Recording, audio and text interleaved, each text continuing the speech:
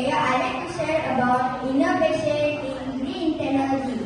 Innovation in green technology is very important for protecting our planet. Green technology equals new ideas and inventions that help the environment and use clean energy. For example, solar panels use sunlight to make electricity, and wind turbines use the power of wind to make energy. This helps reduce pollution because they don't use fossil fuels like coal or oil. Electric cars are another example. They run on batteries instead of gasoline, which have lower harmful gases to global warming. Also, new green building materials and designs help save energy in homes and offices.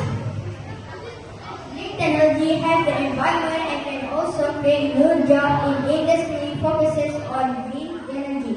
As new ideas continue to develop, green technology will be a key part of making the earth a healthier place for everyone. Thank you.